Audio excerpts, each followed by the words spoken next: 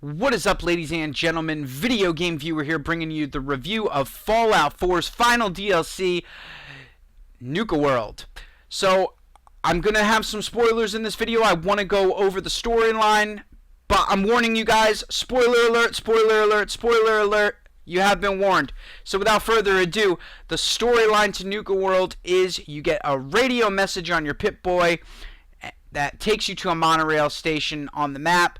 You are prompted to go onto the monorail, thus taking you to Nuka World, where you find out that there are 3 gangs that have taken over Nuka World. They've taken over slaves. Also, these 3 gangs are the Operators, the Disciples, and the Pack, and they have an Overseer. Now, you end up somehow becoming the Overseer of these 3 gangs, thus being their leader. And thus brings in the moral decision. Do you help free the slaves, or do you help these raider gangs take over Nuka World so they can reap all the benefits and caps from it? Now, what I found really interesting about this DLC is each zone of the park, the Galactic Zone, the Kitty Kingdom, the Safari Adventure, Dry Rock Gulch, and the Nuka-Cola Plant, all have their own separate little missions that you can accomplish. Once you complete one of these missions per zone, so say you complete the mission at Galactic Zone, you can then raise one of the 3 gangs' flags, allowing them to take over that particular zone. And it is up to you to pick and choose.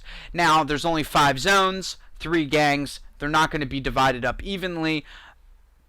So, therefore, you can kind of see the dilemma there, that one of the gangs is going to be cut short of a zone, and they're probably not really going to like it too much, and they're probably going to want to put your head on a pike pole. So, there's the overall storyline of Nuka World. I felt it was really compelling. I really had a good time going around the park and doing this and deciding which gang I wanted to have which zone. So I felt it was a really good mechanic. It was really new. It felt new. Now, about the park itself, the map.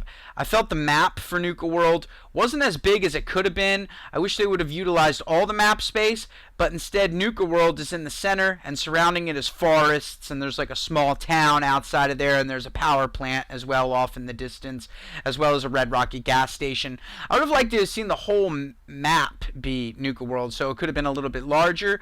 I felt that the Galactic Zone especially was a little too vertical as opposed to linear, and it made it kind of confusing to traverse and get around in that zone.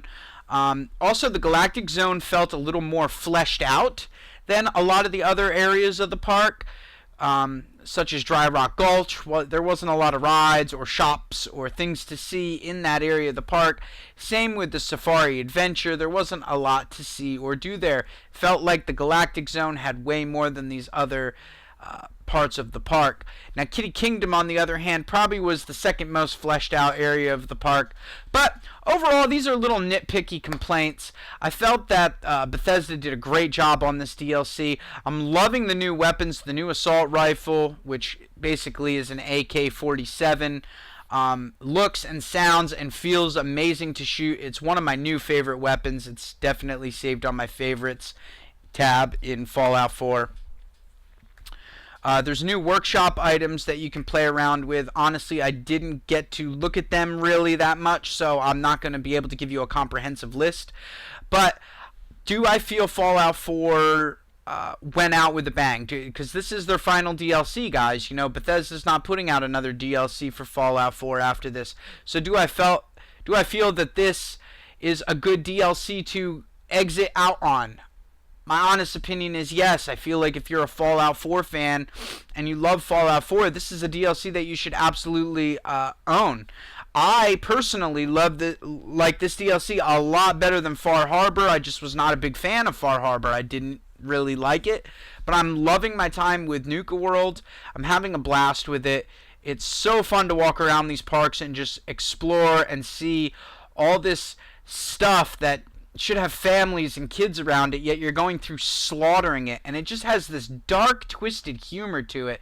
There's something about killing ghouls and raiders when you're listening to this cartoony pop music playing in the background that sounds so happy and bubbly, and blood is spraying everywhere. So it's just a really unique, cool experience. I feel like they really captured the feel of what it's like to be at a major corporate theme park that's been overgrown and kind of taken over. So with that, guys, do I feel like you should get this DLC? Absolutely. If you're a Fallout 4 fan, you love Fallout 4, get this DLC.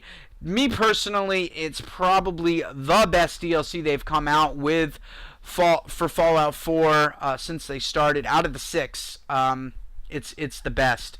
I did like Wasteland Workshop. That was one of my other favorite DLCs. But this one is hands down probably my personal favorite. So, yes, guys, I would go out. I would get Nuka World. If you don't have the season pass, I would put the money down on this. It's absolutely worth it. You're gonna have a great time, and it's a blast. So, guys, thanks for watching. Don't forget to hit that like button, and as always, hit that subscribe button if you want to see more. I do a lot of gaming videos on this channel, not just reviews. I do War Thunder, I do Let's Plays, I do a lot of stuff. So, if you like that kind of stuff, and just hit the subscribe button. And if you ever want to see anything, please feel free to leave a comment under one of my videos suggesting something that you might want to see, and maybe I'll put it up for you guys. Thanks for watching.